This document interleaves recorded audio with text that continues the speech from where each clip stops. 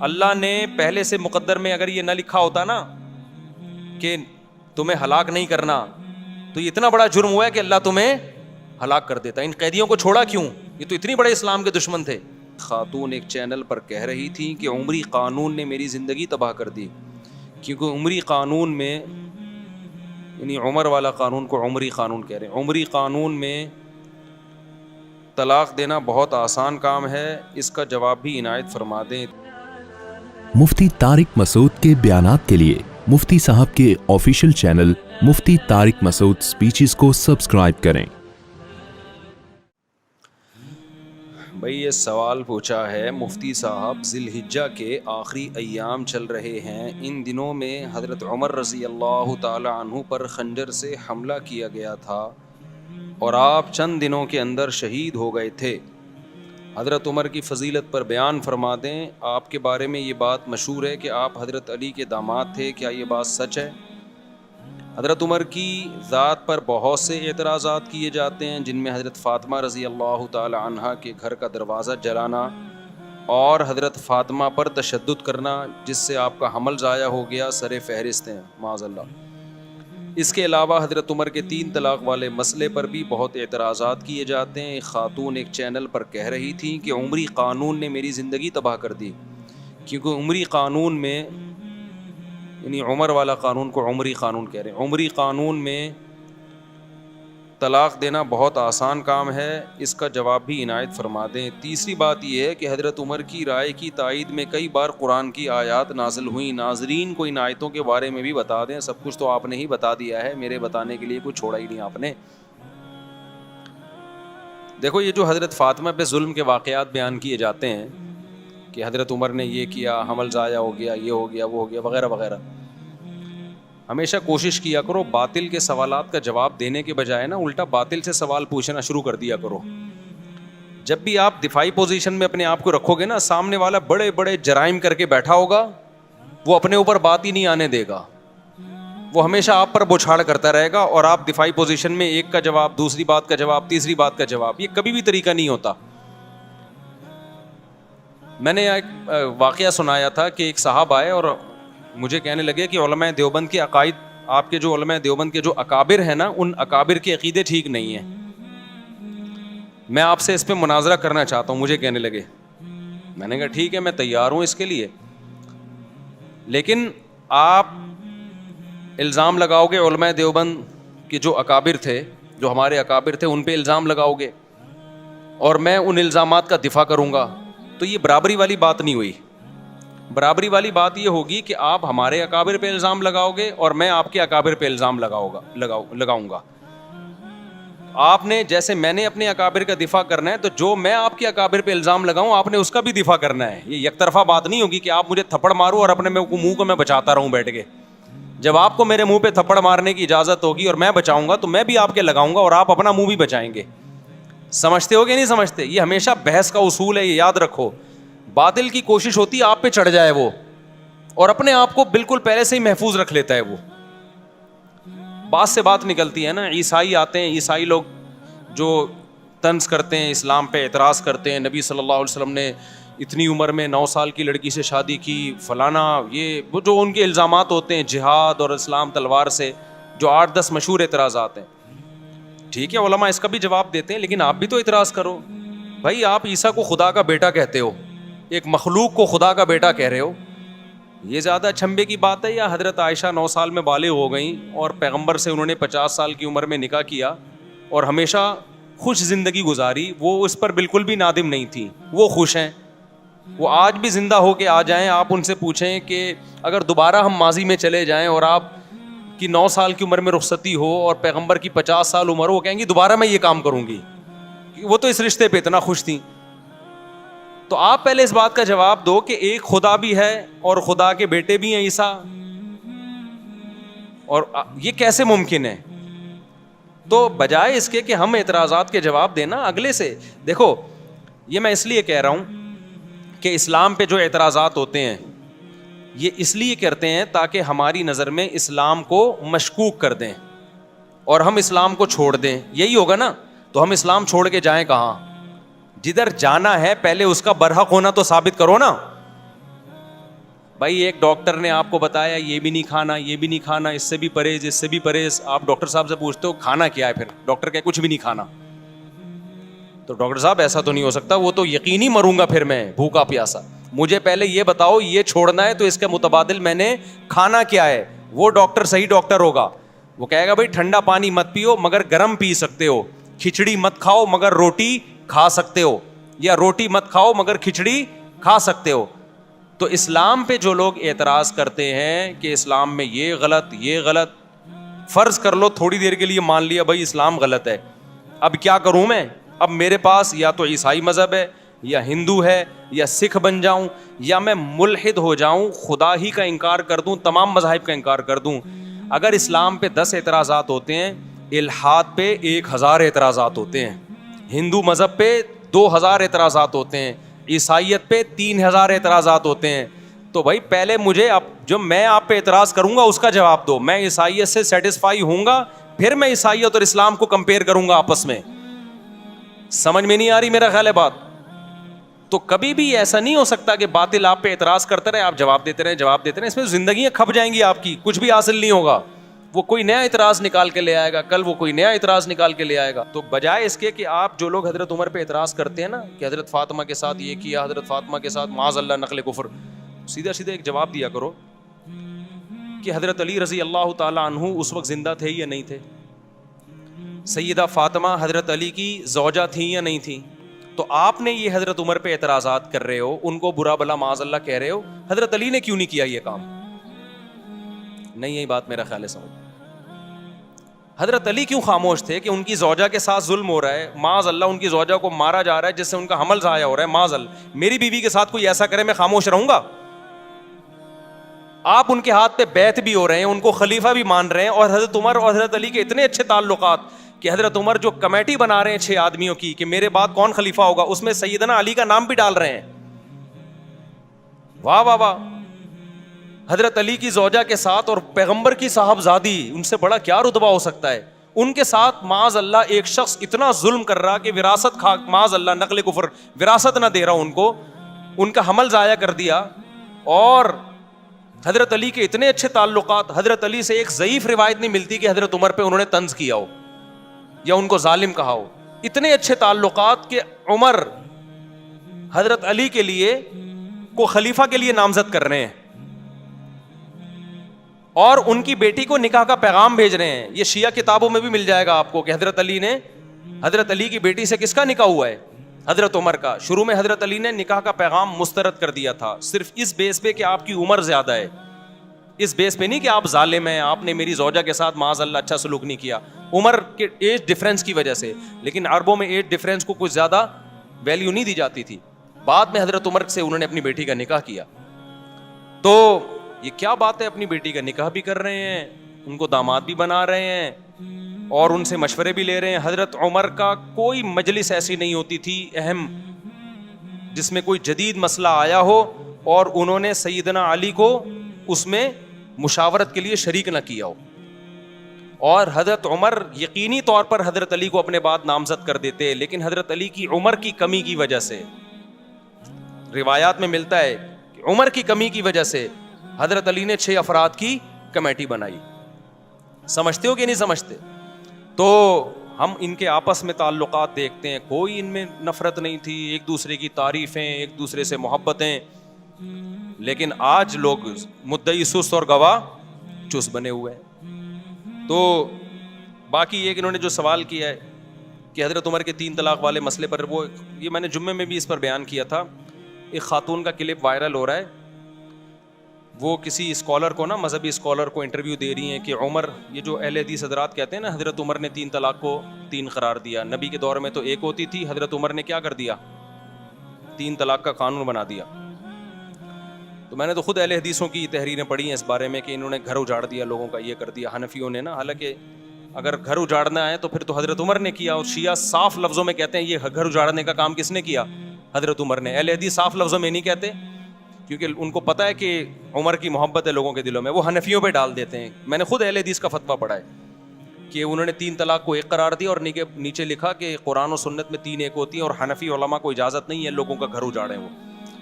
حالانکہ یہ کام پہلے قرآن نے کیا, پھر پیغمبر نے کیا, پھر ابو بکر نے کیا, پھر عمر نے کیا, پھر عثمان نے کیا, پھر علی نے کیا, پھر چاروں اماموں نے کیا, تمام صحابہ نے کیا, تمام تابعین نے کیا. 7ویں صدی ہجری میں ابن تیمیہ رحمۃ اللہ علیہ کا ایک تفرد تھا, انہوں نے کہا نہیں 3 ایک ہوتی ہے. 700 سال تک امت میں اہل سنت میں آپ کو ایک فتویٰ بھی نظر نہیں آئے گا کہ جس نے 3 طلاق کو ایک کہا ہو. 7ویں صدی میں ابن تیمیہ نے کیا, ابن تیمیہ رحمۃ اللہ علیہ نے, پھر ان کے شاگرد نے بھی اپنے استاذ کی رائے کو فالو کیا, ابن قیم نے, پھر ابن قیم کے شاگرد ابن رجب حنبلی, انہوں نے بھی اپنے استاذ کو فالو کیا, لیکن آخر عمر میں ابن رجب نے رجوع کر لیا اور یہ سخت الفاظ کہے وَعَلَمْ أَنَّهُ لَمْ يَثْبُتْ عن أحد من الصحابة ولا من التابعين ولا من أئمة السلف المعتد بقولهم في الفتاوى في الحلال والحرام شيء صريح أن الطلاق بعد الدخول يحسب واحدة إذا سبق بلفظ واحد. کہ انہوں نے کہا کہ کسی ایک حدیث میں بھی ہمیں نہیں ملتا, کسی ایک صحابی سے بھی نہیں ملتا, کسی ایک تابعی سے بھی نہیں ملتا کہ رخصتی کے بعد 3 کو کسی نے ایک قرار دیا ہو. صاف لفظوں میں رجوع کیا کہ میرے استاذ ابن قیم اور ان کے استاذ ابن تیمیہ اس مسئلے میں واضح غلطی پر ہیں, اس کی کوئی حیثیت نہیں ہے. رجوع کر لیا انہوں نے. اس کے بعد فقہ حنبلی میں, چونکہ یہ حنبلی تھے, ابن تیمیہ بھی, ابن قیم بھی اور ابن رجب بھی, اس کے بعد فقہ حنبلی میں یہ 3 طلاق کو ایک کہنا ختم ہو گیا. آئی بات سمجھ میں؟ فقہ حنبلی میں بھی اتفاق ہو گیا 3 کتنی ہیں بھائی, 3 ہی ہوتی ہیں, کیونکہ یہ سب حنبلی مذہب کے بڑے بڑے ائمہ تھے. صدیوں یہ مسئلہ اسی طرح چلتا رہا, پوری امت میں 3 طلاقیں 3 ہوتی ہیں, 3 ہوتی ہیں, 3 ہوتی ہیں, یہاں تک کہ پھر شیخ بن باز جو سعودی عرب کے مفتی اعظم ہیں, جن کا تقریباً 15-20 سال پہلے انتقال ہوا, انہوں نے پھر ایک نئی رائے قائم کی کہ 3 کتنی ہوتی ہیں, 1 ہوتی ہیں. جب انہوں نے رائے قائم کی, ان کے استاذوں نے ان کی مخالفت کی. بن باز سے طلاق کے معاملے میں فتویٰ لینا جائز نہیں ہے. میرے پاس میں نے نیٹ سے پوری عبارتیں نکالی تھیں, ان کے استاذوں نے رد کیا کہ بن باز کا فتویٰ 3 طلاق کے معاملے میں اس سے بیوی حلال نہیں ہوگی, یہ اجماعی مسئلہ ہے. لیکن شیخ بن باز تھے, بڑی حیثیت تھی ان کی, تھے پرہیزگار آدمی وہ, لیکن ایک آدمی کی غلطی کو آپ پوری امت پہ کیسے تھوپ رہے ہو بھائی؟ پھر کیا ہوا, سعودی عرب میں یہ مسئلہ اختلافی بن گیا.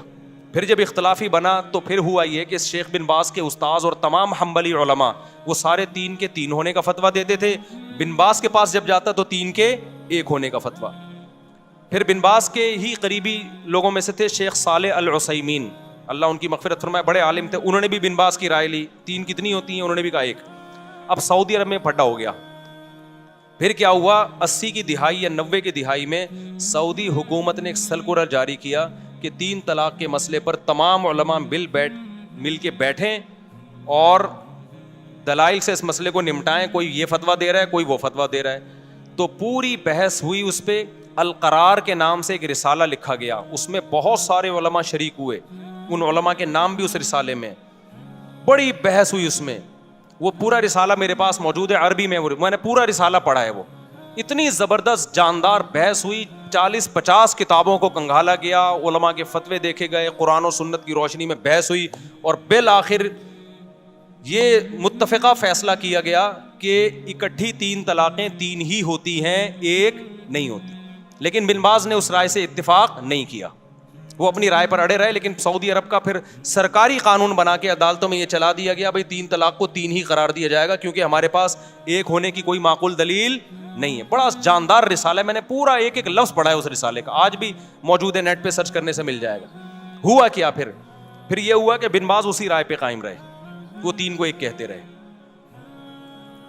اب جب سعودی عرب کی کورٹ میں جب کیس جاتا عدالت میں, تو کورٹ کہتی بھائی پورے علماء کا ایک فیصلہ ہے متفقہ, تو کورٹ سے 3 طلاق کو 3 ہی قرار دیا جائے گا. ہوتا یہ کہ لوگ کیا کرتے, جس کو بیوی رکھنی ہے وہ کورٹ میں جانے کے بجائے کہاں چلا جاتا, بن باز کے پاس چلا جاتا, وہی اختلاف دوبارہ شروع.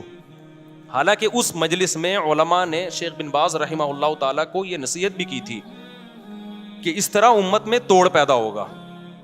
بہرحال بڑے عالم تھے, ہم کسی عالم کی گستاخی نہیں کرتے, ان کی اور نیکیاں بہت ہیں. ایک عالم سے غلطی ہو سکتی ہے, بات یہ کہ اس کی غلطی کو آپ ساری امت پہ تو نہ تھوپیں نا بھائی. آپ یہ کہہ دیتے بھائی ان کا ایک تفرد ہے, یہ آسان تھا. لیکن اب چونکہ سرکاری سطح پہ ان کو مفتی اعظم بھی بنا دیا گیا, لوگ اسی کو فالو کرتے چلے گئے. اس میں آسانی تھی, بیوی آرام سے حلال ہو رہی ہے, طلاق کا ریشو بھی اربوں میں بڑھ گیا, دھڑ دھڑ طلاقیں, پھر ایک. نتیجہ یہ نکلا کہ چونکہ گورنمنٹ لیول پہ ایک فتوے کی ویلیو ہوتی ہے, وہ سرکاری مفتی تھے. نتیجہ یہ نکلا کہ وہ جو عدالت کا فتویٰ تھا وہ ججوں کو بھی نہیں, اب جج بھی اس کو فالو نہیں کر رہے. پھر اب جو جو محمد بن سلمان آئے, ان کے دور میں تو میرا خیال ہے کورٹ کو آرڈر دے دیا کہ 3 کو ایک ہی قرار دو. تو یہ اسلام نہیں ہے میرے بھائی, سمجھ رہے ہو, یہ ذاتی آراء ہیں بعض مفتیوں کی. اسلام وہ ہے جو قرآن نے بیان کیا, الطلاق مرتان, طلاق 2 مرتبہ ہیں. اس میں قرآن نے نہیں کہا کہ اکٹھی دو یا ایک مہینے کے بعد دو. قرآن کہتا ہے فَإِن طَلَّقَهَا, تیسری دے دی تو فَلَا تَحِلُّ لَهُ مِن بَعْدُ, عورت تیسری کے بعد شوہر کے لیے حلال نہیں ہوگی جب تک دوسرے مرد سے نکاح نہ کر لے. تو یہ عمری قانون نہیں ہے, یہ قرآن کا قانون ہے. بخاری کی حدیث ہے, نبی صلی اللہ علیہ وسلم کی موجودگی میں عویمر اجلانی نے اپنی بیوی کو 3 طلاقیں دی. آپ صلی اللہ علیہ وسلم نے اس کو 3 ہی سمجھا, اس سے نکاح کو ختم سمجھا نبی صلی اللہ علیہ وسلم نے. بخاری کی حدیث ہے. اتنی ساری حدیثیں, میرا اس پر پورا ایک لیکچر موجود ہے, تو یہ کہیں بھی نہیں ہے. تو اس کو یہ کہنا عمری قانون, یہ شیعہ لوگ یہ جسارت کر سکتے ہیں بھائی. اہل سنت اس کو عمری قانون نہیں کہتے. عمر وہ قانون نہیں بنائیں گے جو پیغمبر کے قانون کے خلاف ہو. سمجھتے ہو کہ نہیں سمجھتے؟ یہاں اب وہ خاتون نے یہ کہا میرا گھر اجڑ گیا 3 طلاق کے بعد, میں مجبور ہو گئی ہوں حلالہ کرنے پر. وہ رو رہی ہیں, میں مجبور ہو گئی کس پر؟ دیکھو باطل جب بھی کوئی بات کر رہا ہوگا نا, بیچ میں ایک گڑبڑ کر رہا ہوگا, وہ اسی سے وہ لوگ اس کی اس بات کو نہیں اس طرف جاتے اور رونا دھونا شروع کرتے ہیں, ہائے بیچاری کے ساتھ ظلم ہو گیا. اسلام نے عورت کو حلالے پر مجبور کیا ہے. قرآن نے جب یہ کہا 3 طلاقیں دینے کے بعد عورت پہلے شوہر سے نکاح نہیں کر سکتی جب تک عدت کے بعد دوسرے مرد سے نکاح نہ کر لے, اس سے ہم بستری نہ ہو جائے اور وہ طلاق نہ دے دے, پھر عدت کے بعد پہلے سے کر سکتی ہے. اسلام, قرآن, حدیث یہ کہہ رہی ہے کہ عورت یہ کر سکتی ہے, یہ نہیں کہہ رہا کہ عورت کو اسلام اس پہ کیا کر رہا ہے, مجبور نہ کرے. بھائی کس نے کہا ہے کہ یہ کام کرے وہ؟ یعنی ایسا ہوتا نا, مرد نے 3 طلاقیں دی ہوتی, پھر ہم جا کے عورت کی کنپٹی پہ بندوق رکھتے, اب تو دوسرے مرد سے نکاح کر, نہیں کرے گی گولی سے اڑا دیں گے ہم, تو یہ دائرہ اسلام سے خارج ہو جائے گی. تو اب تو اس کے ساتھ ریلیشن بھی, فزیکل ریلیشن بھی قائم کر, نہیں کیا ٹھا گولی سے اڑا دیں گے ہم تجھے.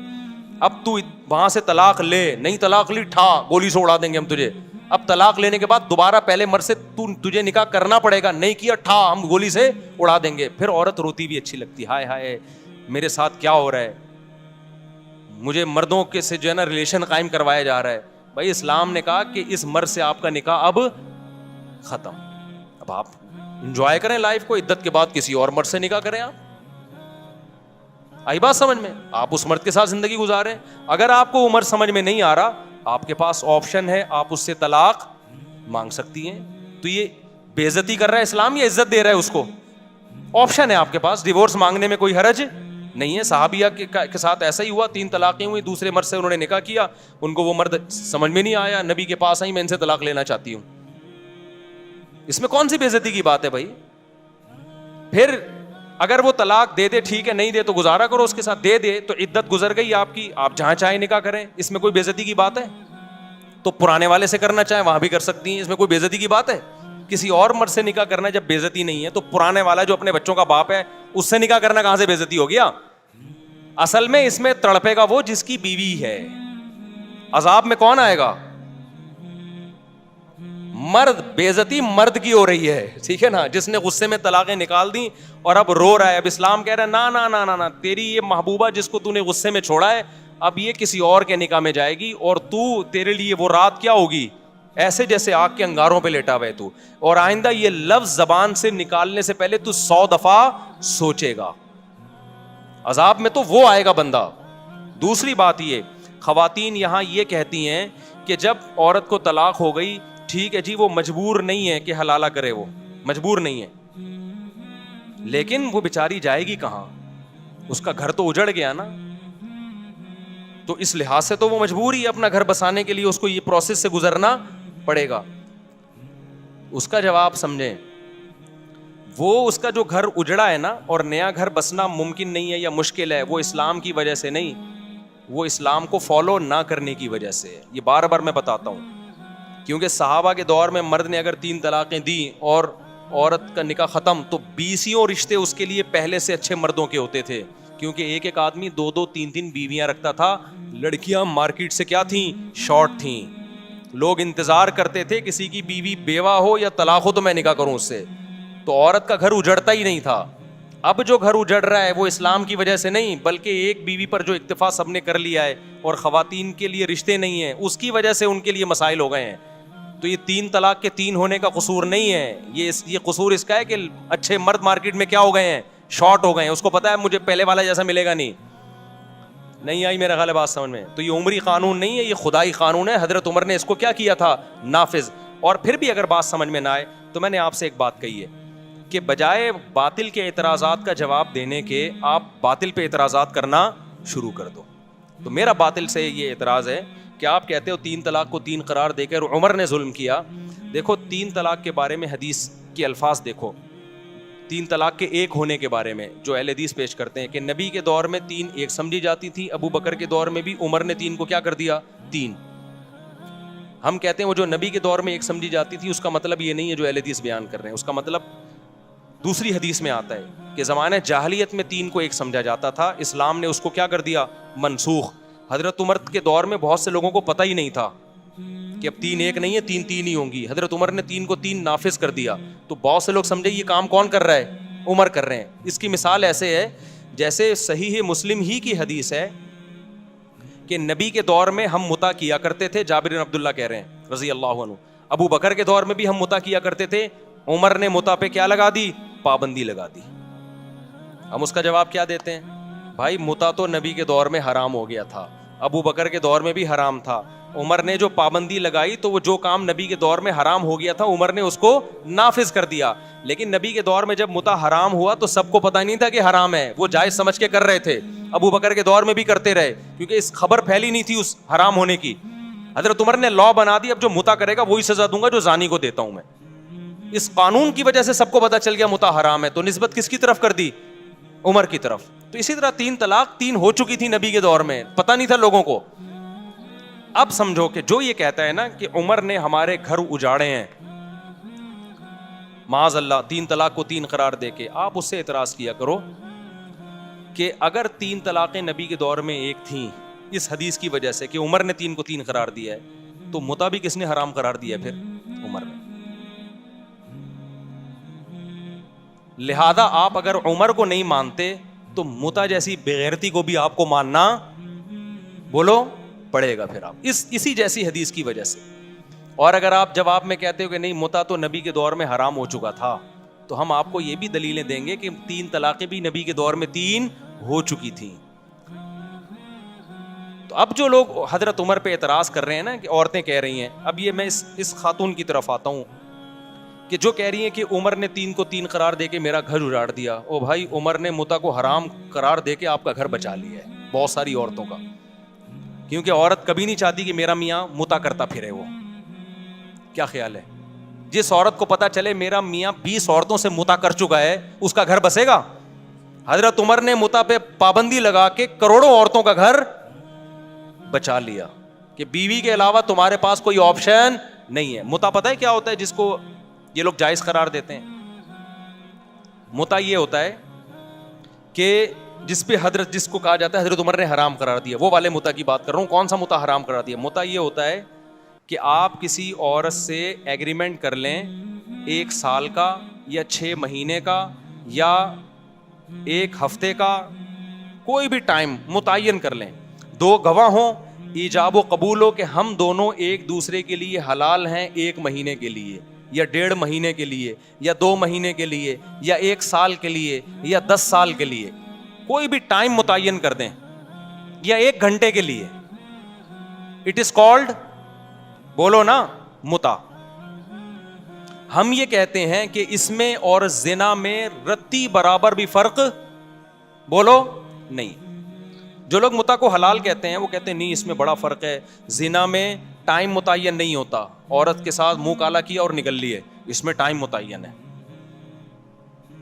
آئی بات سمجھ میں؟ زنا میں گواہ نہیں ہوتے، اس میں کیا ہیں، گواہ ہیں. یہ کوئی فرق نہیں. اچھا کہتے ہیں زنا میں جو اولاد ہوگی حلالی نہیں ہوگی، جبکہ متا سے جو اولاد ہوگی حلالی ہوگی. اور بھائی یہ فرق نہیں ہے، یہ آپ نے زنا پہ ایک خوبصورت یعنی آپ گواہ بنا کے زنا کر رہے ہیں، ٹھیک ہے نا. اس کا مطلب ہے جو بس کسی عورت سے زنا کرنا ہو تو 2 بندوں کو گواہ بنا لو اور ٹائم متعین کر لو 1 گھنٹے کا. زنا میں بھی آج کل جو زنا ہو رہا ہے نا مارکیٹ میں، اس میں بھی طوائفیں کرائے پہ ایک ٹائم کے لیے ملتی ہیں, ٹائم ہوتا ہے ان کا. وہ پرانے زمانے میں زنا ہوتا تھا, گئے اور منہ کالا کر کے بھاگ گئے, کوئی دیکھ تو نہیں رہا.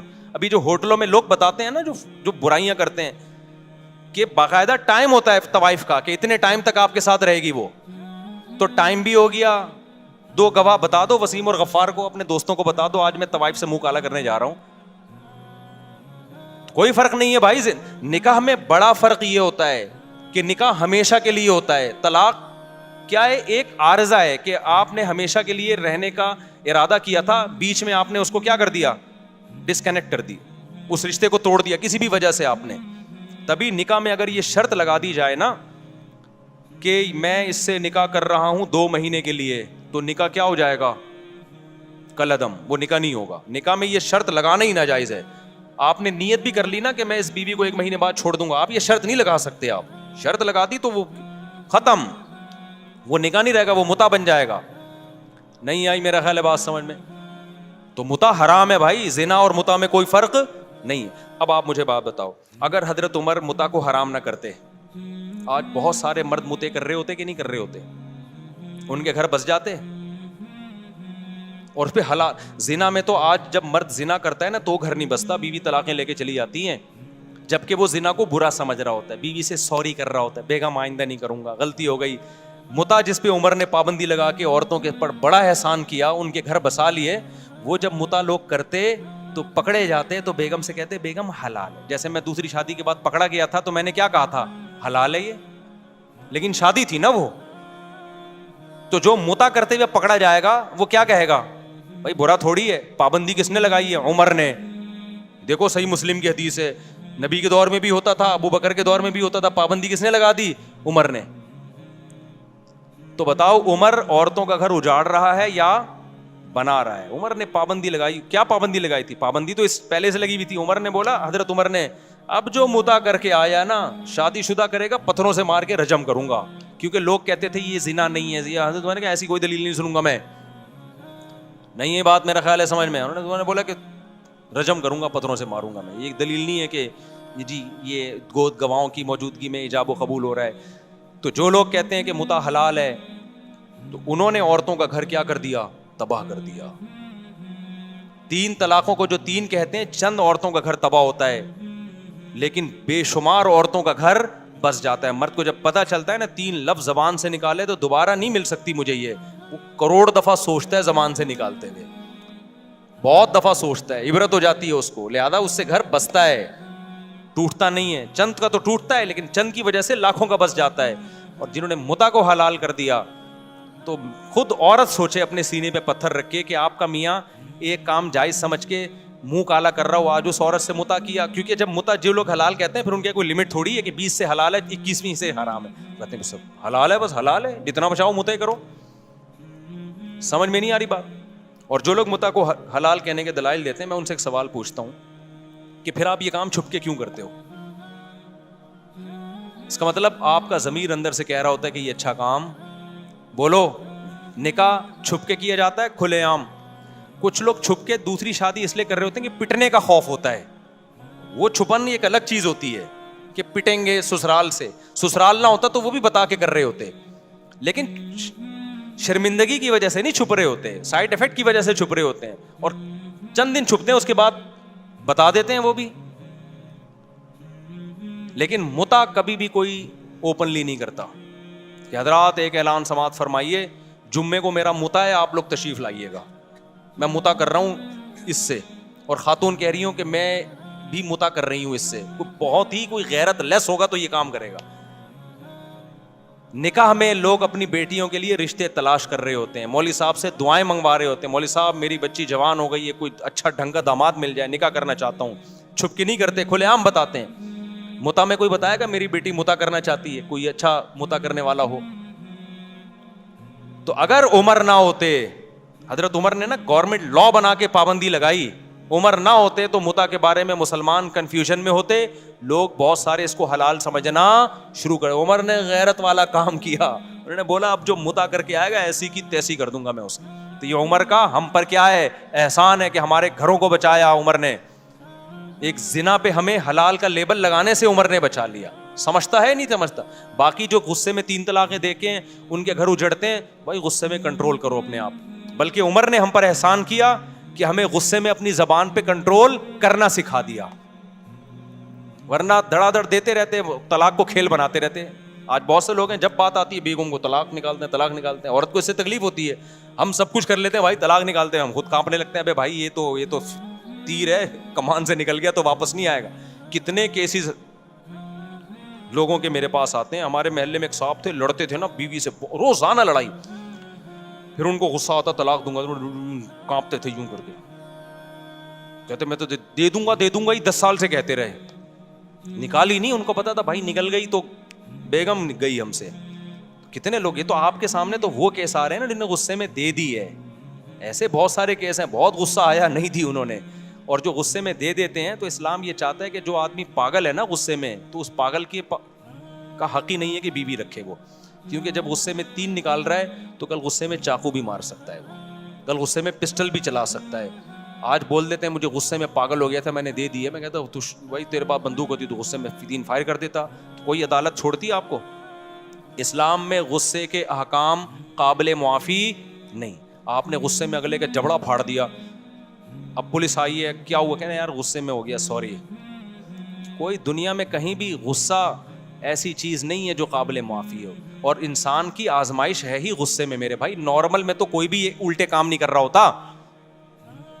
تبلیغی جماعت کے ایک بزرگ تھے نا, ان کے پاس ایک شخص آیا, کہنے لگے میں غصے میں بیوی کو 3 طلاقیں دی, بہت شدید غصہ تھا. انہوں نے کہا یار آج تک ہم نے نہیں کبھی دیکھا کہ محبت سے بیوی کو کسی نے 3 طلاقیں دی, کہ جا میری پیاری تو مجھے بہت پیاری لگتی ہے, تجھے طلاق ہے, ایسا کہیں نہیں.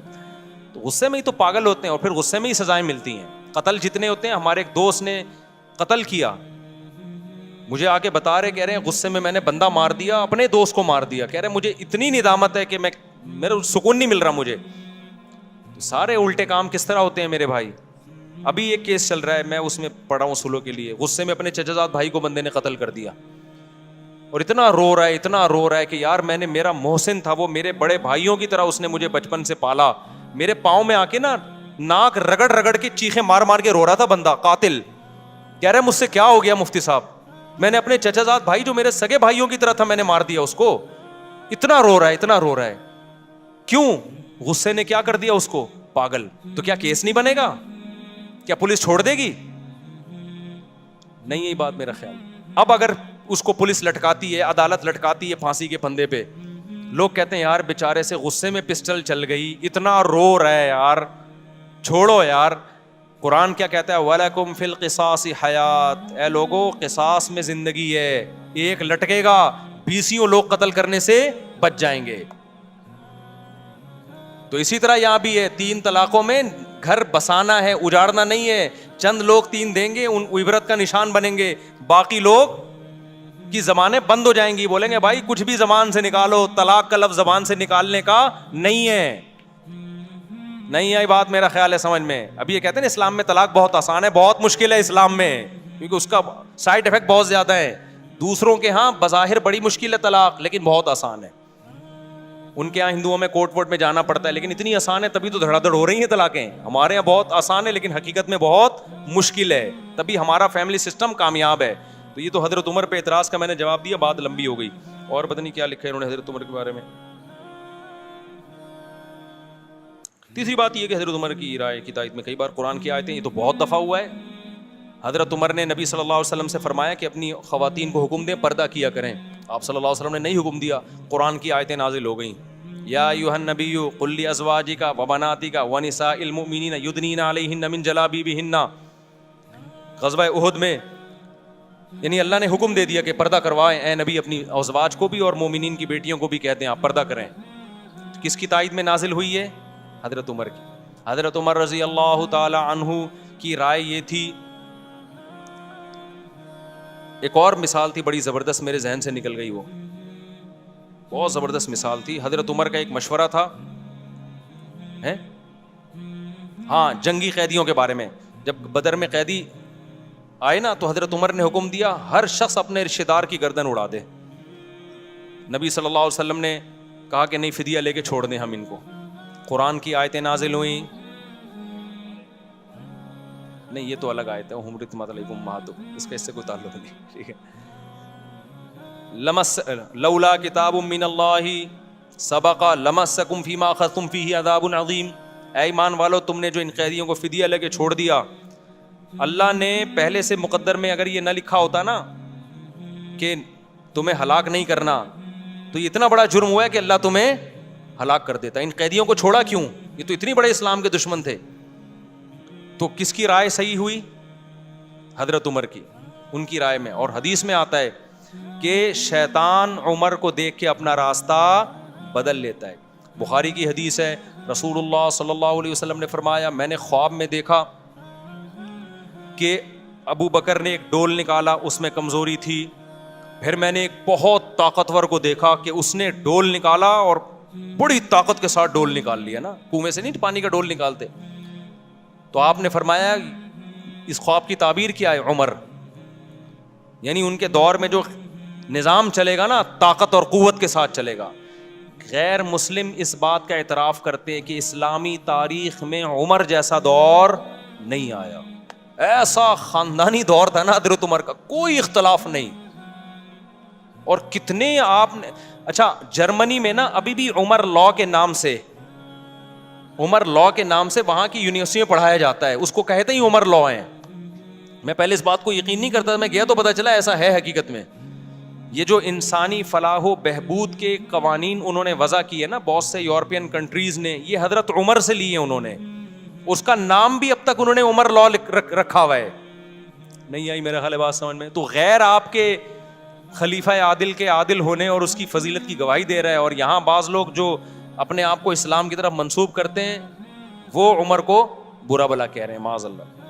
حضرت عمر کو اسلامی تاریخ سے نکال دو تو کیا بچے گا بھائی آپ کے پاس؟ ایک ہی تو دور تھا جس میں اسلامی سلطنت 22 لاکھ مربع میل پہ پھیلی ہے اور کسی میں مجال نہیں تھی کہ کوئی سر اٹھا کے بات کر سکے.